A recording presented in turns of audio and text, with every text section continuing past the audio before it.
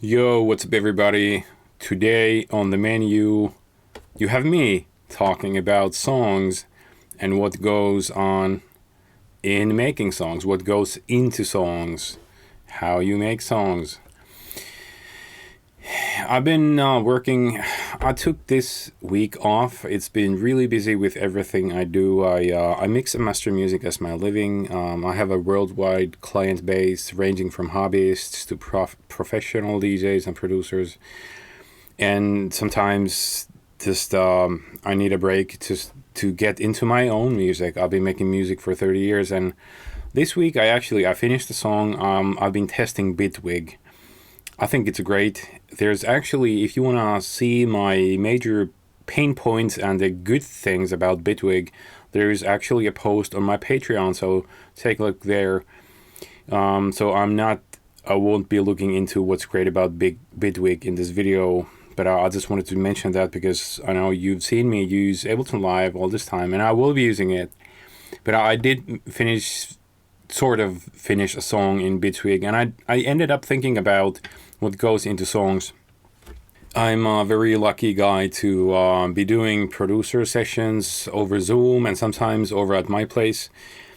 I offer critique and regarding everything, production, mixing, the master, sound design, song, and the song structure and arrangement. And this is like literally a song, like how a song is built and how it develops and how it goes on.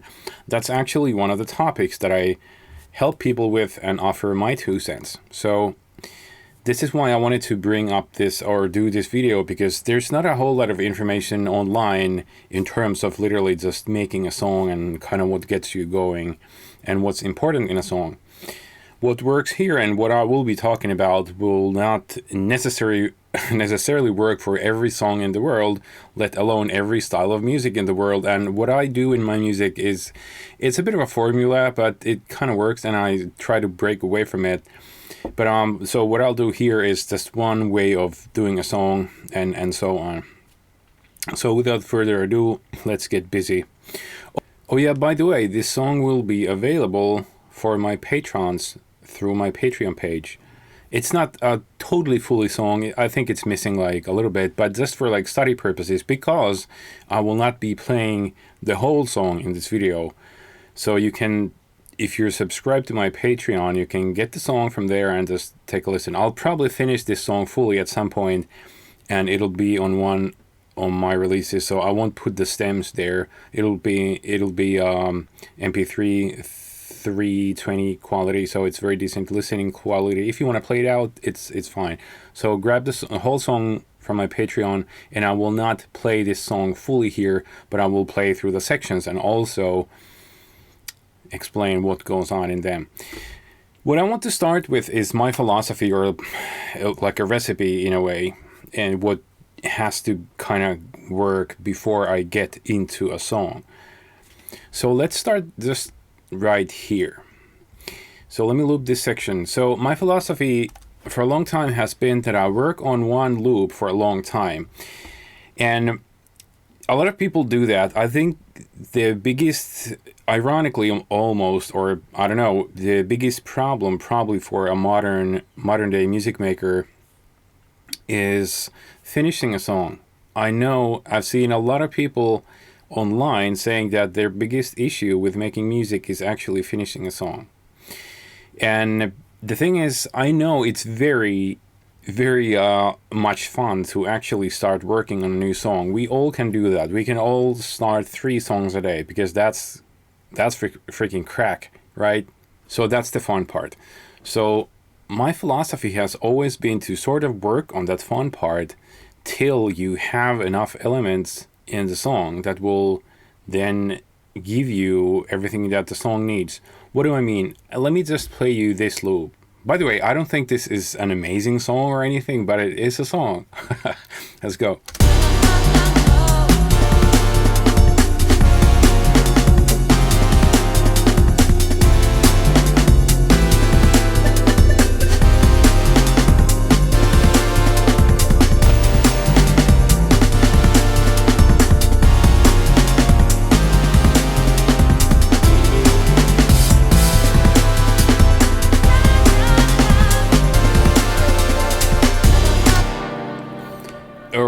So that is a 32 bar loop.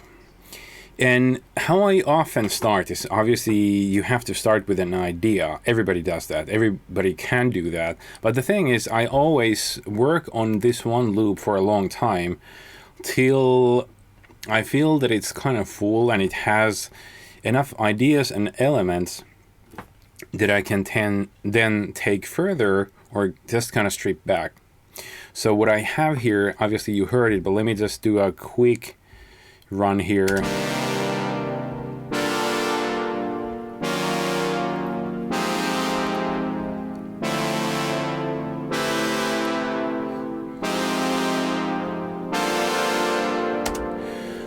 So I'm using this Yuhi Diva. It's an amazing synth. It sounds really good, very full and very malleable, but I won't go into that. So I'm just doing a chord here. By the way, thanks to Larson Wild, who makes very nice music, has offered me a lot of help with Bitwig, and he gave me this chord plugin that I just started messing with, and that was like my initial idea for the melody of the song.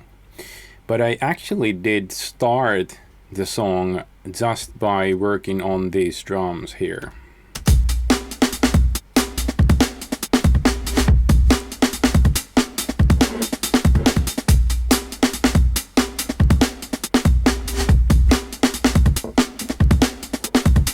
So drums have always been my thing. If you know my music, by the way, Bandcamp link will be in description.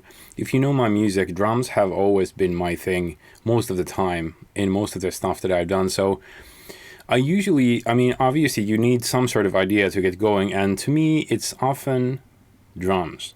By the way, big shout out to Barry Beats. These drums are from his drum pack that he's got 3 of them on Bandcamp, and they are great. So I chopped up the drums, and I did this first, and I needed a bass line for this. So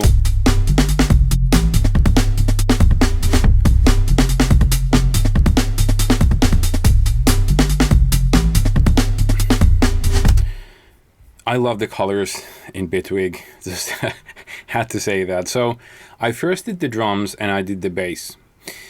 And later on I did the this synth.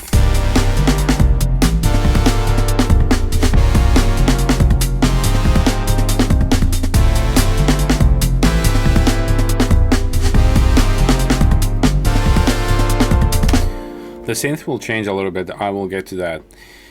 And also, I had to think of something that kind of leads into the theme, and I will get to that. But the one thing about drums, I will also soon play other parts of these drums, because it kind of builds towards this. I will talk about this, but I will say this now. Take as much time as it needs for you to create something that really gets you stoked. I mean, it's totally fine if you're not stoked about these drums.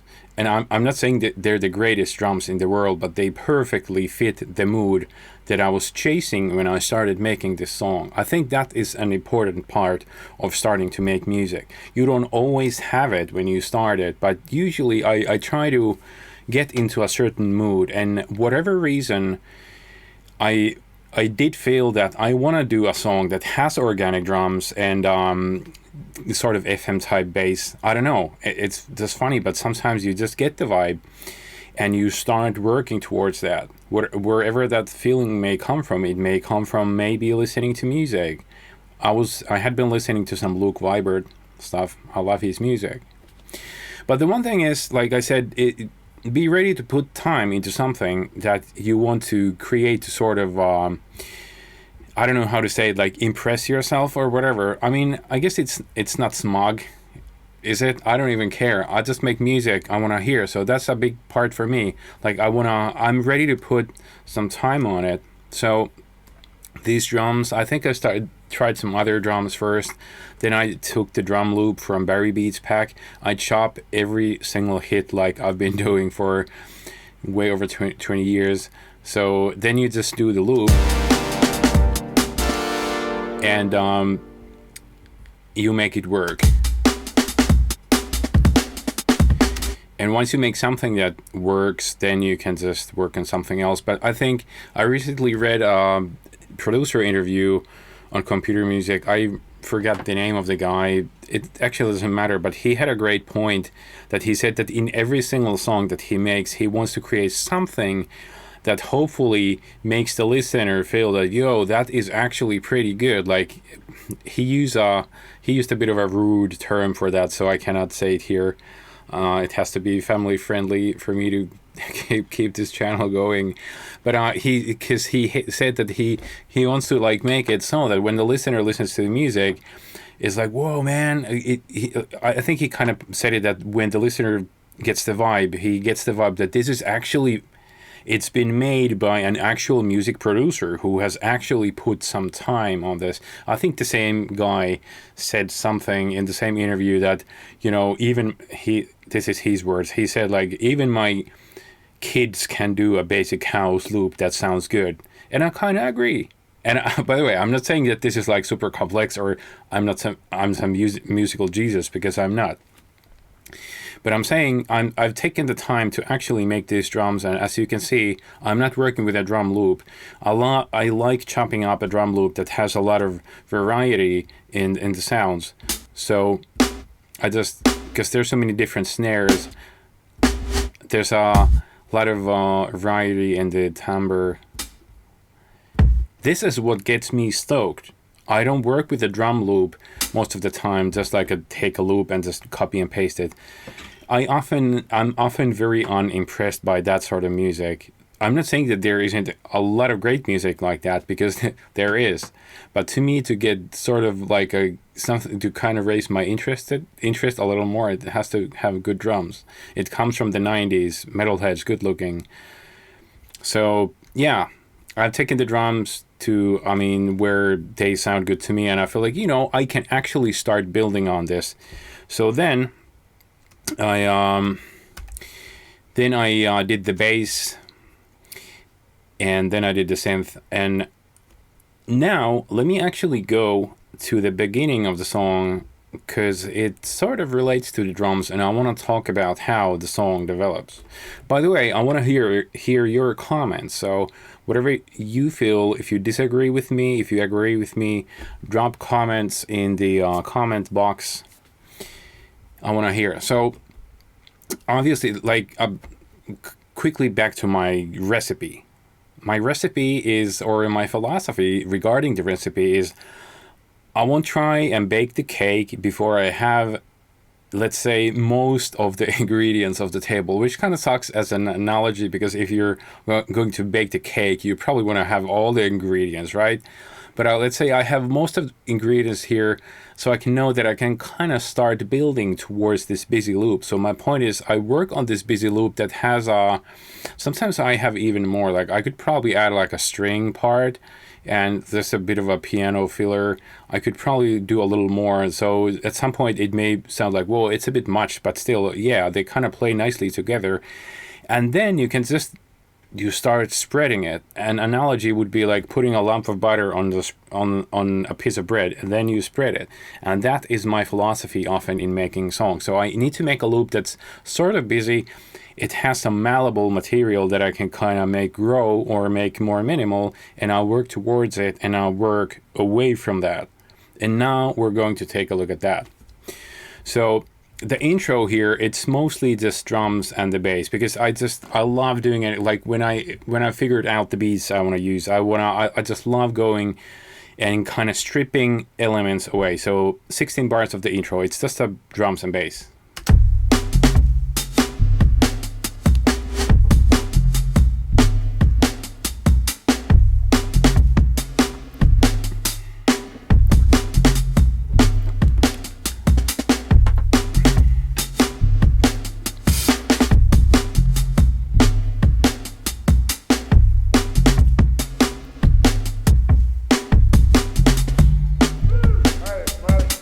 Alright, so there's that. Let's see what happens to the drums. This is a thing I really love to do, and I would recommend doing this. I don't want to sound smug, but I think it's kind of nice. So quickly back to my main drum loop. I think, where was it?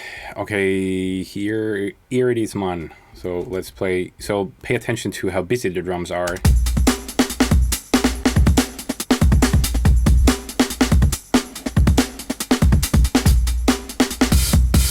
And going to intro.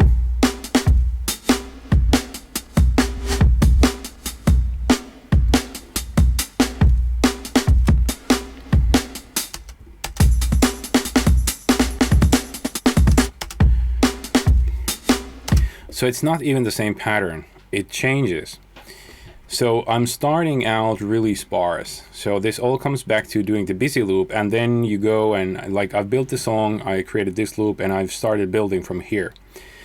I forgot if I took this loop or if I just did another one. I probably did a new one because I was in the zone with the vibe and everything, and I wanted to create something that sounds like the main loop, but it's just kind of more sparse. So there's the energy here is low because you heard here it's really busy, and oh yeah, I'm also adding rides and stuff. But just for the drums, I'm doing a lot of 16th notes, like check check check check check check, that sort of stuff, and it's not happening here. There's barely any 16th notes here.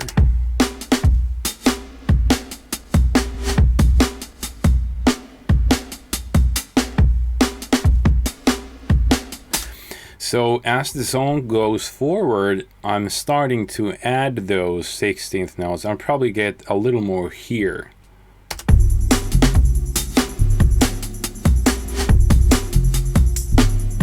Well, not a whole lot. It happens later on.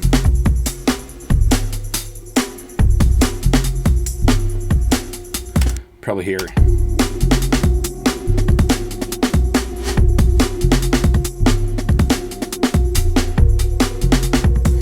See how much those 16th note shuffle ghost snare things actually do in terms of energy, because in the beginning it's really kind of sleepy, so it kind of picks up, the pattern changes a little bit, but you cannot ignore the power of those 16th notes, so it becomes more energetic. So I'm building towards like the busy loop, and I love doing that. I often do that in my music. It just works. What else? Here's like a shaker. That's, I don't often do this, but it's a really long shaker loop that actually kind of fades away. So it's kind of introducing extra energy as it comes in. If you listen here, it's like.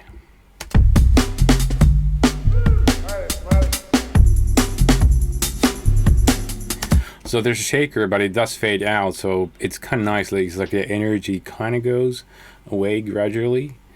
Contrast in music is important. Don't play all your cards at once. Do actually experiment with levels of energy, and that you can do with whatever sounds. Also, one thing contributing to the theme and kind of adding a little energy is this pad sound here.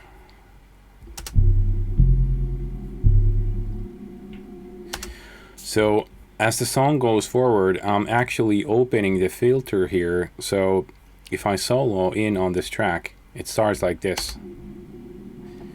And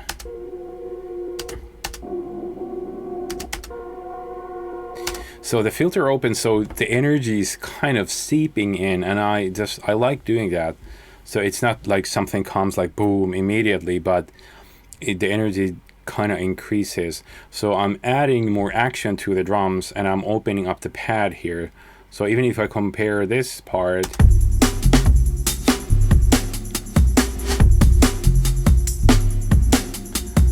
so let's say here, you see the pad is more open, so it's bringing energy, or whatever you want to call it, into the mix slowly. This is like the filter curve. So what else we got? So yeah, the pad opens up here, and here it gets even more busy.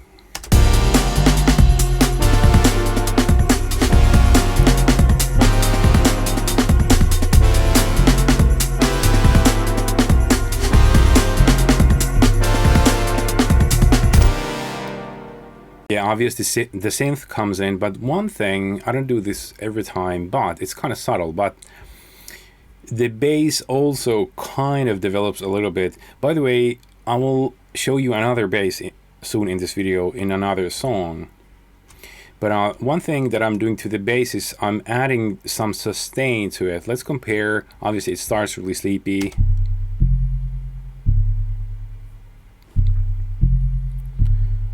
Let's see some progress here. There still is no progress, but it's all in the drums.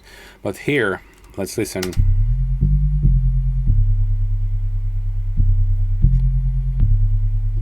Compare. Let's see, can you hear it?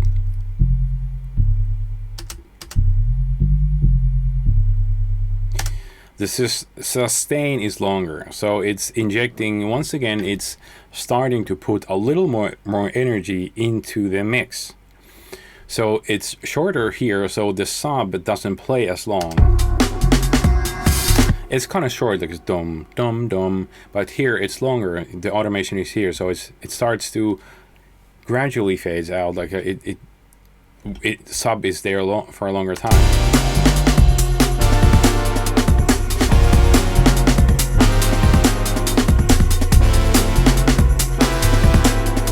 So that is another trick you can do. Make notes of this. It's subtle, but even as a listener, it's something kind of happens. You kind of maybe notice it. Let's say if this was on a dance floor, you would notice it from a sub system. It's like, yeah, you know, it's like a gradually increasing energy. And here I'm also on the bass, I'm adding some notes. So that's another trick I love to do, and I will show another bass really quick, really soon. But so sustain is really long here, and here I'm adding more notes.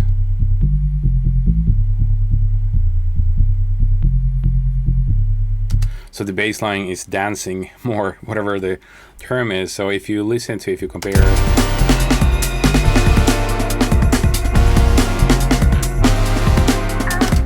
here.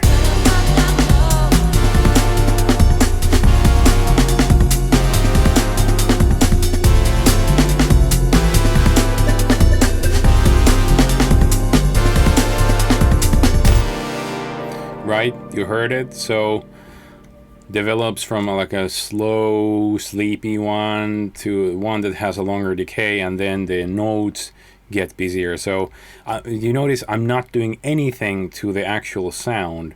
The sound is the same, even most of the notes are the same, but I'm just using this technique to inject more energy into the mix. And let me actually show you another bass in another song, in another DAW. Let's take a look at it. Okay, so here's another song, and just a quick loopity loop.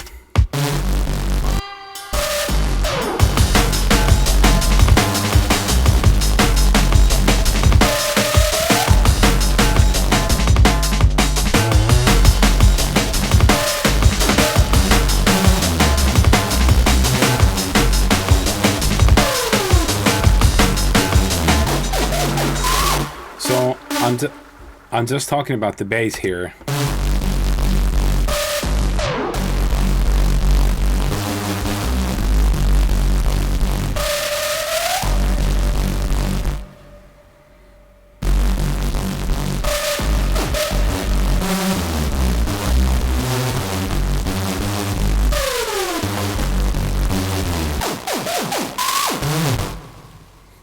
So I was talking about progression of sounds. So even this, oh, by the way, this how to make this very bass sound, the tutorial is on my playlist, and this actual preset is on my Patreon. So if you want that for Serum, go get it. If you want to learn how to do it, peep the video. But the point here was, once again, that I first created this I created the bass from scratch, and I just then I wanted to do something kind of rowdy, kind of busy. And this song too started from this busy loop, and as you can you can almost see, it gets like really sparse. So this was the main loop that I did to start the song. Whoops. So yeah.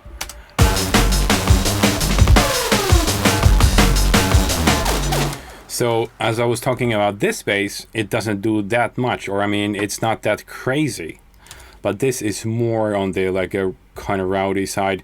So I did this busy loop first, and even this, the song begins like this.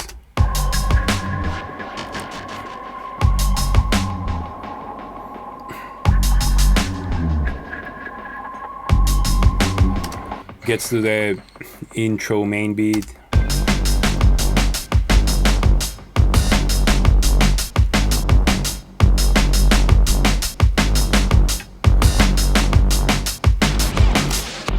So as you can hear, it's really minimal here compared to the full-on action later on in the song. And I love doing this, like I love building towards it, because this comes back to my recipe, my ingredients. So the busy stuff is like my main ingredients, and then I just build towards it. So the bass here, it gives you a lot of lot of material to play with, because there's a lot of like, as you can see here, I'm introducing here, it's kind of sleepy, filtered, and then I'm adding like higher notes here. So once again, there's more energy gradually being introduced into the song.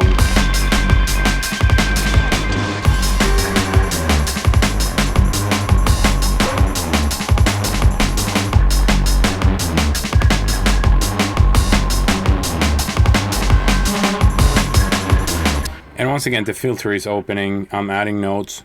So it works. It really works for me. Maybe it makes, I don't do it every time. Obviously, it's actually a good thing to think about. Like, don't do the same stuff every single time, because there will be times when you realize, you know, I've done this so many times, and it's not always bad per se. I mean, if the music works, but it's just like a very effective tool, and that's why I want you to learn it. All right, back to the initial song. By the way, it sounds so mellow compared to the other song. One point, off topic or not, do work on different styles, even different tempos. I mean, probably what this and the other song have in common is breakbeats. And maybe there's a bit of a similar vibe, but the other one is like more aggressive and this is more mellow. But do work on different styles. I won't make a big lecture out of that, but if you're just sticking to one style of music, you're totally missing out on what you could actually offer yourself. But yeah, I'm back here, and where was I? Yeah, so I was talking about bass and bass sustain, more intense bass notes. Yeah, so one thing I'm adding here is I'm adding rides. It's like the really metallic drums. Let's see, transition from not having rides to part where the rides happen. It's this one.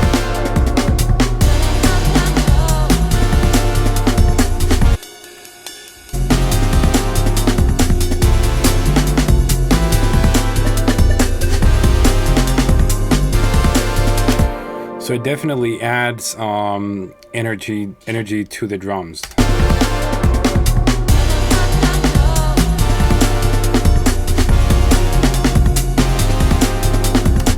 They're not massively loud, they're not really brutal, but it does definitely add to energy to the mix in terms of higher frequencies, like middle, high, mid, high frequencies, and it's important. I love good rides and bells. By the way, on my Patreon, I've actually revealed my #1 source for great rides, bells, cymbals.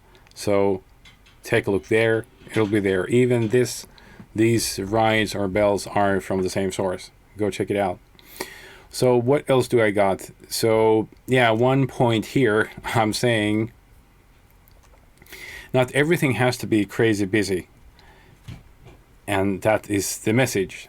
So in this song, this bass doesn't get crazy. You don't have to make everything super crazy. It's actually nice to keep something more mellow. Like I didn't go like crazy pitch sweeps or crazy pitching or distortion on the bass. I did think about it, but then I was like, you know, that's sometimes restraint is pretty nice as well. So don't go overly super crazy. Or if you want to do it, totally do it. But I mean, like this song is kind of about the drums in a way. So there's a shaker, added cymbals, drum pattern that gets more intense, more notes are being added. And then what else? By the way, here I'm fading away this pad. It's still here for a while. Once the synth comes in, I could probably make it. I did actually try and take it out as the synth comes in, but I did feel that I'm missing something. If you listen to this, see if you agree. So this is sound. So if I took it out as the synth comes in, it feels a little abrupt, I think.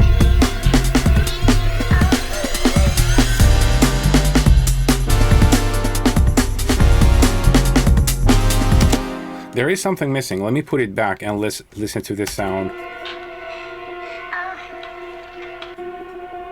So now I'm keeping it.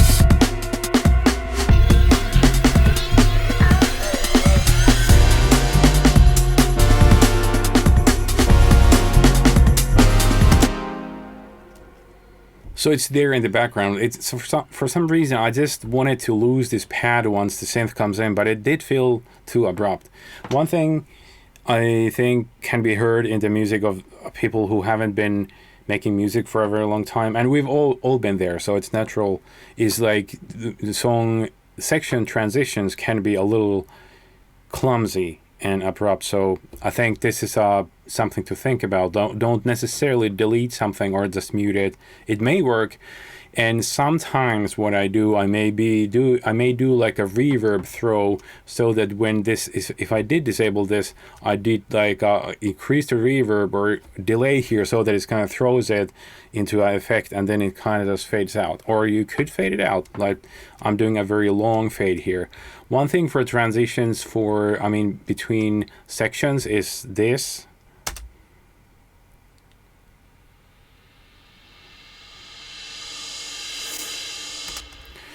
It's super obvious, but there's a reason it's been used a lot, because it really just kind of works. It kind of signals that, yo, there's something coming, and get ready.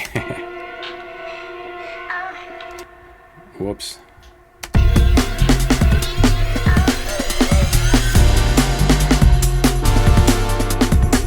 Burst of energy, so that's good. What else? This little filler sounds just for transitions. Here, this is a sound that I created with. I won't go full deep into this, but I should. I want to do a video. I'm actually using this Bitwig sampler in this like a granular mode. So the original sound is nothing like this. I actually want to do a video, and this is a great thing about Bitwig sampler, because it has this 3 different modes, but I won't get to this now. I only wanted to say that transitional sounds are kind of important in my music, at least. They kind of contribute to the music being not so clumsy in terms of transitions, because your ear picks up something like, yo, I think something's about to happen. Obviously, it makes the music very obvious, but I think these cues and hints are actually important in terms of making a song smooth. Song, actually, surprise, consists of sections, and you need to make those sections to kind of glue together. Or if you want to be super surprising, you don't have to do it. So then what I have here is whoops, you see I'm still clumsy with this. I've only made this one song with Bitwig. I've been making music for nearly 30 years, and I still love to experiment with as many tools as possible. That is actually inspirational. That could be an actual point of like, or even like a reason to make a video. Get something new and get inspired by it. It was slow, kind of, because there's a lot of stuff I had to kind of figure out and ask my friend Larson Wild, who has helped me massively with Bitwig. So yeah, this was pretty much kind of the climax part of the song, but then I'm entering a breakdown, because you gotta let people breathe, right?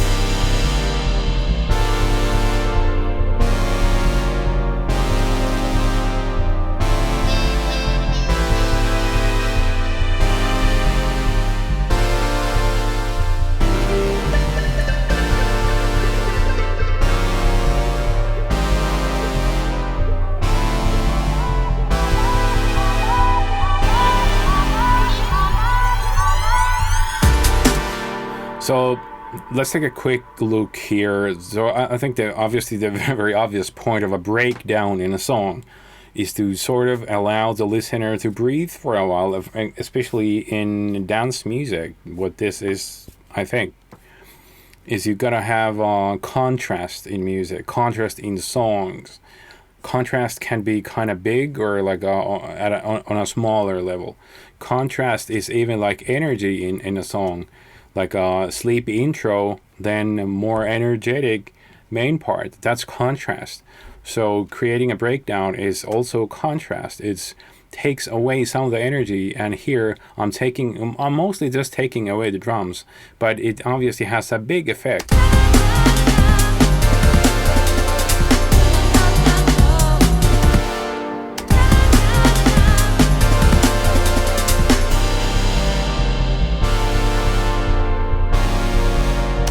So it's like a relief in a way. So what else am I doing? I'm just adding some supporting sounds. I love doing that. Once I've created like the main thing, I love just like browsing sounds. I have tons of sounds that like even samples that I've sampled over the years. So a big part in my music, or I don't know if it's a big, but still, I like creating a loop, and then I just browse, kind of mindlessly browse for sounds, and just listen to whatever. This just and it could be anything, and then it just kind of fits. So probably some of this.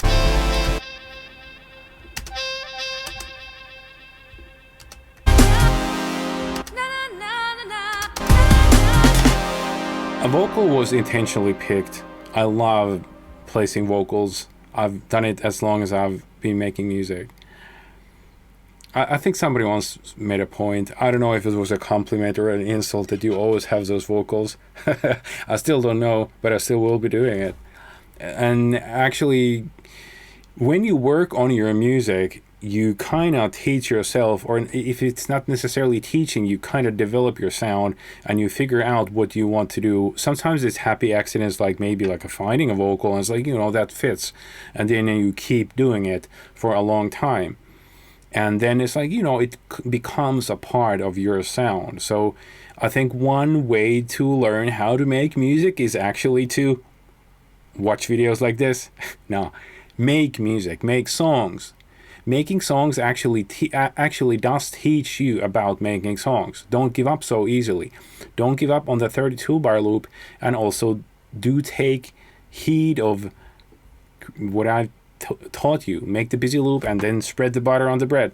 But let's get back to where this song goes, because we're not super far from the end, and what happens. So breakdown allows you to breathe. I'm introducing some supporting sounds. I have this like leading vocal loop that kind of leads towards the drop once again. Oh my god, it's about to drop.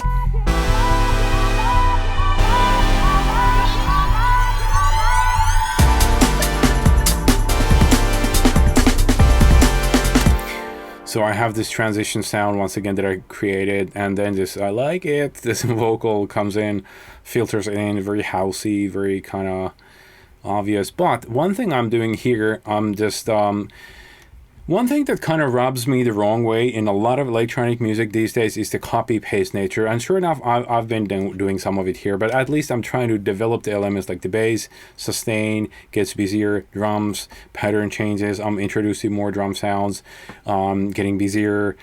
So I did think about using the same synth chord loop for the whole song, but then I was like, I don't want to do that. So the main loop was roughly like this.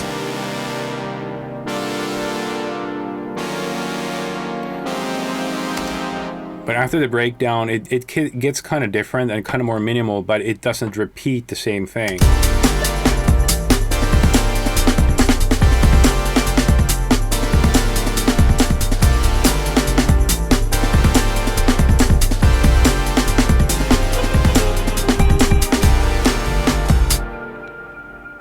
So don't repeat the same thing too much. And here I have another chord thing, just kind of playing out of the loop.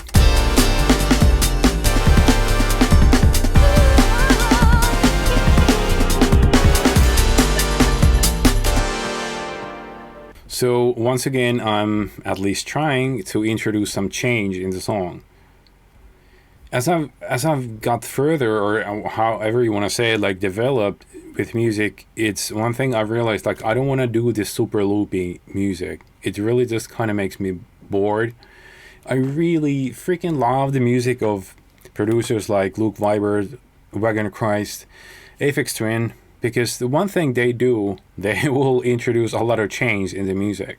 Like Luke Vibert, for example, this is very playful, and that's a vibe I want to go for. Like you have the main theme, and a lot of elements just kind of come in and say hi, and then they go out.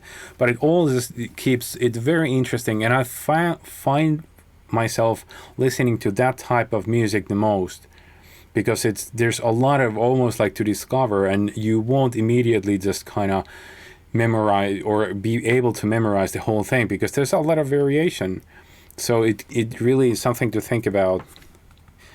So variation in music, and that's one of the points of this video. Like once again, I don't think this is an amazing song, but it's been a fun song to make, and I hope some of these points help you to maybe get some ideas on how to kind of make your song work.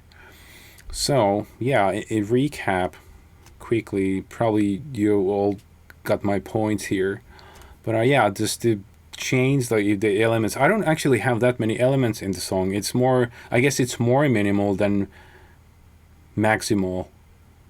Like the drums evolve, change, the bass evolves a bit, it gets a little longer with sustain, rides come in, there's the main chord theme, then you have a breather breakdown, and then the chord changes, the chord pattern, and there's a different chords. So yeah, that's the thing. The one thing that I don't have here is an actual outro, so I would probably just because it ends probably maybe too soon, but at this point it's probably okay. So I'm filtering out the synth a little bit. You can get the song from Patreon and listen anyways.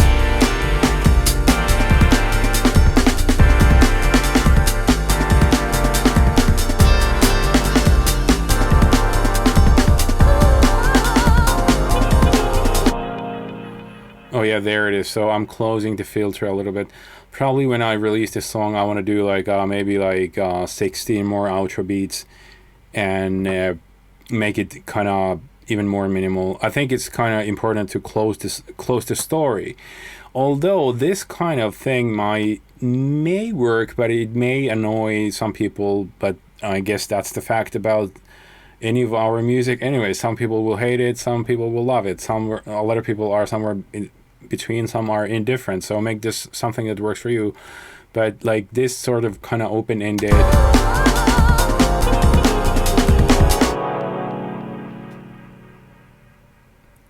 I think it kind of works. Maybe it sucks. Let me know in the comments. But it's the same thing with the movies. Sometimes you don't always want the perfect closure. I don't know if the analogy or comparison works with movie music. I don't know. Maybe it's a kind of open-ended.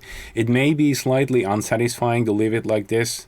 But one thing I always recommend is like don't end it like maximum busy. Try to close the story at least a little bit. But then again, maybe if you do an album, or especially in a hip-hop beat tape, sometimes it's kind of nice to not wrap up the story at all. Then you do a little skit like a speech, and boom, then you go on to the next one. So whatever works for you. Yes, this is it. If you want to, I'm glad to do producer sessions, give you critique on your songs, help you with something. Audio engineering is still my main living, but my Patreon is kind of blowing up. I'm getting a lot of contacts. I work with producers with their projects every week, with various topics: sound design help, criticism, friendly but truthful criticism, and yeah, totally want to take that further. So my contact will be in the info. I hope this helps. Let me know how it goes for you and your music, and till the next time, thank you.